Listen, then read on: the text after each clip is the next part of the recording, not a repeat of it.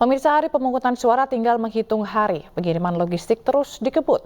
Di Alor, Nusa Tenggara Timur, sebuah truk pengangkut logistik pemilu nyaris terbawa banjir saat melewati sungai dan tertahan di bebatuan besar.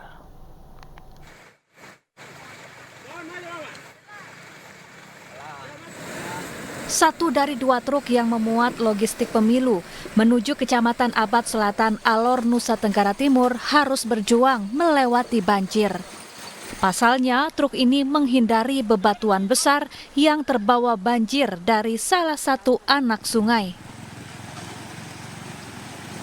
Warga dan petugas yang mengawal bersama-sama membantu memindahkan batu yang menyebabkan truk mogok. Ya, infrastruktur menuju ke lokasi ini sangat buruk. Kendaraan harus melewati 6 anak sungai, di mana debit airnya deras terlebih setelah hujan dan banjir. Kita sampai di kali banjir ya, kita tidur di tengah kali, nanti tunggu agak reda dulu baru kita jalan lagi. Tapi memang ada beberapa titik yang tadi Om lihat itu memang berat. Itu baik kita pulang atau ini turun ke Kalabahi, tetap kita mesti kerja di tengah jalan. Ini kita fokus di 6 kecamatan yang akan diposting. Sekarang sudah keluar. Pemirsa, kita akan menuju gedung Bawaslu RI untuk mendengarkan konferensi pers Bawaslu RI terkait pemetaan TPS rawan dan strategi pencegahan jelang pemungutan suara. 7 indikator TPS rawan yang paling banyak terjadi. 1, 125.224 TPS terdapat pemilih DPT yang sudah tidak memenuhi syarat. 2, 119.796 TPS yang terdapat pemilih tambahan DPTB. 3, 38.595 TPS yang terdapat KPPS yang merupakan pemilih di luar domisili TPS tempatnya bertugas. 4, 36.236 TPS yang terdapat kendala jaringan internet di lokasi TPS. 5, 21.947 TPS yang berada di dekat posko atau rumah tim kampanye peserta pemilu. Ini nggak boleh. 18.656 TPS yang terdapat potensi daftar pemilih khusus DPK dan 10.794 TPS di wilayah rawan bencana banjir, tanah longsor atau gempa. 14 indikator TPS rawan yang banyak terjadi. Nanti dicatat sendiri ya, saya anukan saja ya. 8.000 sekian terdapat kendala aliran listrik di lokasi TPS. 4.800 TPS dekat lembaga pendidikan yang siswanya berpotensi memiliki hak pilih. 4.200 TPS sulit dijangkau. 3.800 terdapat praktek pemberian uang atau barang pada masa kampanye dan masa tenang di sekitar lokasi TPS. 2.200 TPS yang memiliki riwayat terjadi kekerasan di TPS. 2.200 memiliki riwayat terjadinya intimidasi kepada penyelenggara pemilu. 2.000 TPS dekat wilayah kerja, pertambangan atau pabrik. 1.900 memiliki riwayat kekurangan atau kelebihan dan bahkan tidak tersedia logistik pada saat pemilu atau pemilihan. 1.500 TPS memiliki riwayat keterlambatan pendistribusian di TPS maksimal H-1 pada saat pemilu pemilihan. 1.500 TPS yang memiliki riwayat kerusakan logistik atau kelengkapan pemungutan suara pada saat pemilu. 1.300 TPS memiliki riwayat kasus tertukarnya surat suara pada saat pemilihan. 1.200 TPS yang ASN, TNI, Polri, kepala desa atau perangkat desa melakukan tindakan atau kegiatan yang menguntungkan atau merugikan peserta pemilu. 1.100 TPS di lokasi khusus dan 1.000 TPS yang terdapat anggota KPPS yang berkampanye untuk peserta pemilu. Satu indikator TPS rawan yang banyak terjadi. 800 TPS yang terdapat praktek menghina, menghasut di antara pemilih terkait isu agama, suku, ras, antar golongan di sekitar lokasi TPS. Sebagai catatan, jumlah TPS rawan yang terpetakan di atas belum termasuk DOB dan Maluku Utara. Strategi pencegahan dan pengawasan terhadap isu ini, Bawaslu melakukan 1, pemetaan TPS rawan. Ini menjadi bahan bagi Bawaslu, KPU, peserta pemilu, pemerintah, aparat penegak hukum, pemantau, media, seluruh masyarakat untuk memitigasi agar pemungutan suara lancar tanpa gangguan yang menghambat pemilu yang demokratis. Terhadap data TPS rawan di atas, Bawaslu melakukan strategi pencegahan diantaranya 1. Melakukan patroli pengawasan di wilayah TPS rawan. 2. Koordinasi dan konsolidasi kepada pemangku kepentingan terkait. 3. Sosialisasi dan pendidikan politik kepada masyarakat. 5. 4. Kolaborasi dengan pemantau pemilu dan pengawas partisipatif. Dan 5. Menyediakan posko pengaduan masyarakat di setiap level yang bisa diakses masyarakat. Bawaslu juga melakukan pengawasan langsung untuk memastikan ketersediaan logistik pemilu di TPS, pelaksanaan pemungutan penghitungan suara sesuai ketentuan, akurasi data pemilih, dan penggunaan hak pilih. Itu rekomendasinya, silakan Pak Bagja.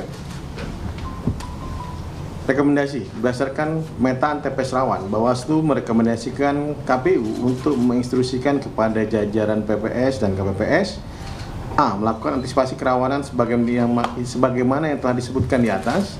B. Berkoordinasi dengan seluruh stakeholder, baik pemerintah, aparat penegak hukum, tokoh masyarakat, dan stakeholder lainnya untuk melakukan pencegahan terhadap kerawanan yang berpotensi terjadi di TPS, baik gangguan keamanan, netralitas, kampanye pada hari pemungutan suara, potensi bencana, keterlambatan distribusi logistik, maupun gangguan listrik dan jaringan internet.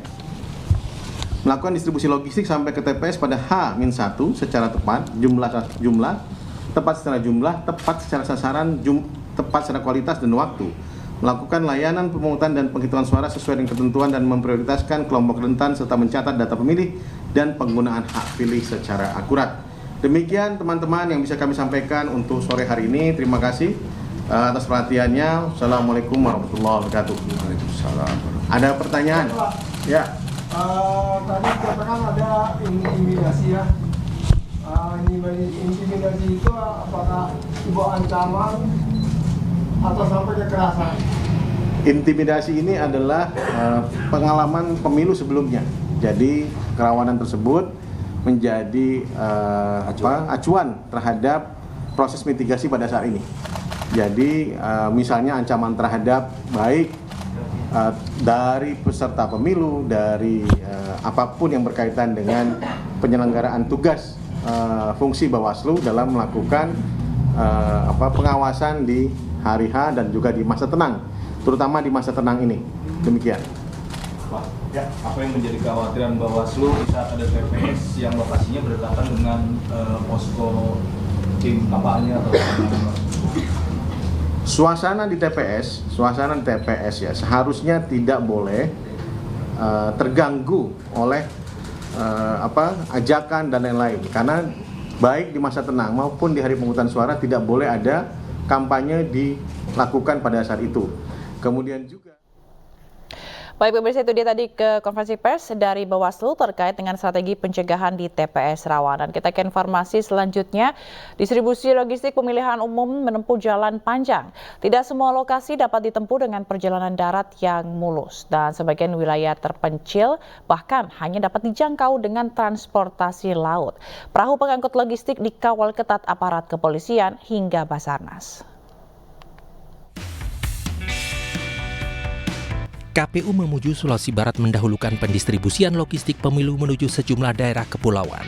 Puluhan kotak suara, ribuan kertas suara, serta logistik pemilu lainnya diberangkatkan melalui Pelabuhan Mamuju. Logistik pemilu dibungkus dengan plastik agar tidak mengalami kerusakan selama pendistribusian. Petugas KPU dikawal oleh kepolisian selama pendistribusian logistik pemilu. Bahkan mereka dilengkapi peralatan tim Basarnas seperti pelampung mengantisipasi kondisi gelombang tinggi. Sebanyak 55 kotak suara dan 44 bilik suara pemilu dikirimkan ke sejumlah pulau di Kecamatan Bala-Balakang, Mamuju. Kawasan tersebut memiliki 11 tempat pemungutan suara TPS di Pulau Bala-Balakang. Terkait dengan distribusi logistik ini, yang pertama untuk Kabupaten Mamuju menyusul nanti kecamatan lainnya, termasuk Boneo Kelumpang mungkin besok insya Allah. Ini yang berangkat ini menuju ke pulau apa saja, Bu? Semua pulau yang terdapat TPS, 11 TPS Di Kecamatan Bala-Balakang ya, Bu? Kecamatan Bala-Balakang. KPUD Kabupaten Cilacap, Jawa Tengah juga harus menggunakan perahu nelayan untuk mendistribusikan logistik pemilu ke wilayah terpencil di Kecamatan Kampung Laut yang terletak berseberangan dengan Pulau Nusa Kambangan. Logistik pemilu berupa kotak suara, bilik suara, dan ATK dibawa dari gudang penyimpanan di Gandrung Mangu dan dipindahkan ke perahu nelayan di Desa Ujung Gagak. petugas harus menempuh perjalanan selama 2 jam menyusuri Segara Anakan menggunakan perahu. Perjalanan pun harus memperhitungkan kondisi cuaca. Yang yang pada waktu itu direncanakan pada tanggal 5 Februari ditunda pada hari ini karena memang terkendala cuaca dan pasang naik air laut. Jadi kalau misalkan pas tanggal 5 itu kemarin, kebetulan pas jadwal sore itu air lagi surut, jadi nggak bisa, maka ditunda terkait dengan cuaca dan pasang naik air laut seperti itu.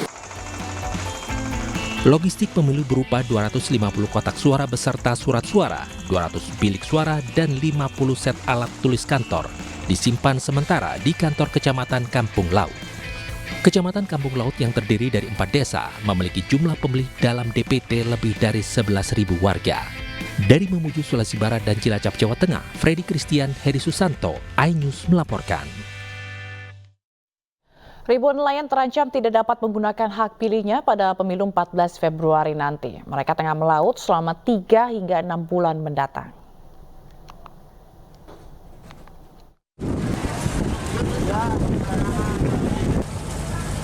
Kesibukan terlihat di Pelabuhan Perikanan Pantai Tegasari, Kota Tegal, Jawa Tengah. Puluhan kapal-kapal berukuran besar di atas 30 gross ton tengah memuat perbekalan laut untuk 3 hingga 6 bulan mendatang.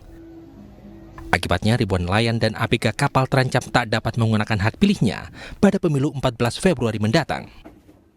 Himpunan Nelayan Seluruh Indonesia HNSI Jawa Tengah memperkirakan dari jumlah total 133.562 nelayan di Jawa Tengah, 30%-nya terancam tidak ikut pemilu karena masih melaut mencari nafkah.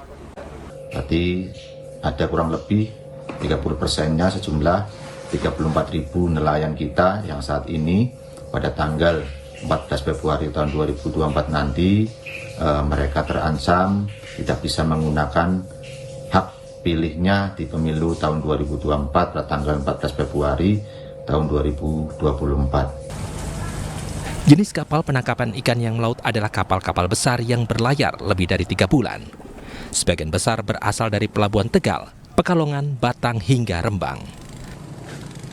HNSI telah mengimbau agar nelayan dan para ABK kapal menggunakan hak pilihnya, namun mereka memilih memenuhi kebutuhan hidupnya. Dari Tegal, Jawa Tengah, Unibar, iNews melaporkan. Sementara itu jelang pemilu sebanyak 85 titik lokasi yang akan dijadikan TPS di Kabupaten Batanghari, Jambi terendam banjir. Puluhan TPS tersebut tersebar di 6 kecamatan.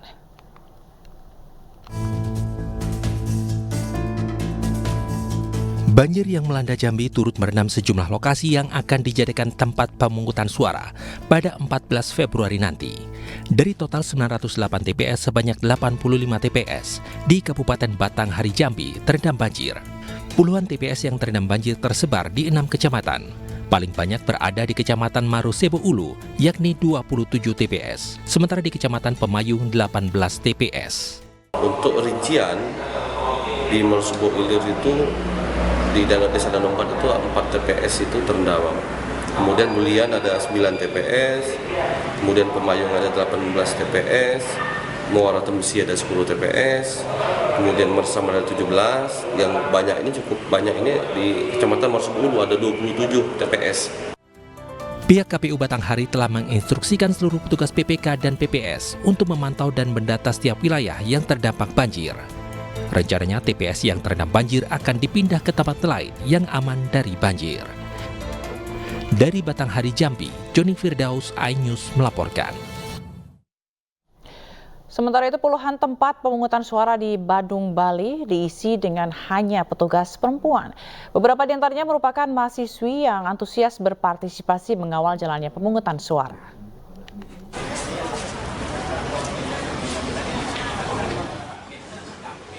Berbagai upaya dilakukan untuk memberi ruang kepada kaum perempuan agar aktif berpartisipasi pada penyelenggaraan pemilu. Salah satunya dengan melibatkan anggota kelompok penyelenggara pemungutan suara atau KPPS yang seluruh personelnya perempuan. Di Badung, Bali, dari ribuan TPS, 24 TPS diantaranya diisi petugas perempuan. Beberapa di antaranya adalah mahasiswa yang juga baru pertama kali menggunakan hak suaranya dalam pemilu. Salah satu pengalaman yang baru ya bagi saya, karena kalau kita bicara tentang berorganisasi, kalau di kampus saja menurut saya itu sudah lumayan lumrah ya, dan sekarang saya ingin ikut berpartisipasi secara realnya di masyarakat, khususnya di saat pemilu kali ini. Para petugas perempuan ini mengaku tidak kesulitan dalam menjalankan tugasnya. Mereka pun antusias untuk menjadi salah satu garda terdepan dalam kegiatan pemungutan suara. Mereka ingin masyarakat menormalisasi bahwa perempuan juga bisa menjalankan berbagai aktivitas dan pekerjaan. Dari Badung, Bali, Bagus Alit, iNews melaporkan. Kita beralih ke informasi lain, pemirsa. Muncul pemberitaan media asing tentang penyelidikan dugaan dalam pembelian 12 jet tempur Mirage dari Qatar. Berita ini pun menghebohkan publik.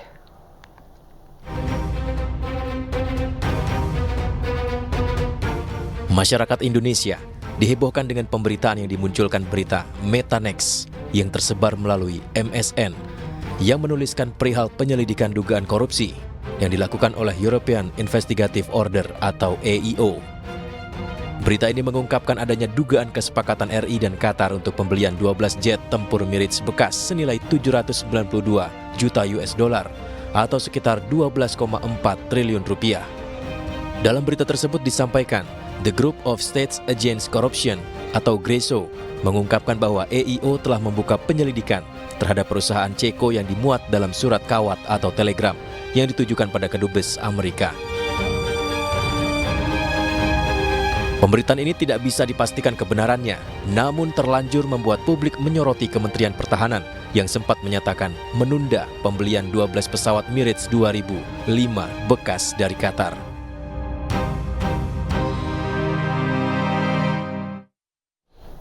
Sementara juru bicara Menteri Pertahanan Dhanil Anzar Simanjuntak menegaskan informasi dugaan korupsi pembelian jet tempur bekas dari Qatar adalah berita hoax atau bohong.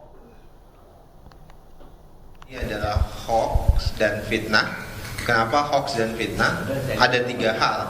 Hal pertama adalah tidak ada pembelian pesawat Mirage, even itu direncanakan, namun sudah dibatalkan, jadi tidak ada pembelian pesawat Mirage, dan artinya tidak ada kontrak yang efektif ya di Kemhan terkait dengan pembelian Mirage. Jadi secara konten semua yang disampaikan di berita hoax tersebut itu jelas adalah fitnah. Kemudian yang kedua, secara teknis tim kami berusaha menelusuri karakteristik hoax yang dilakukan. Jadi sumber dari berita ini kan muncul dari salah satu, kami menyebutnya situs MSN. Konten MSN ini kontennya agregator Microsoft, dan dia mengambil dari Metanex.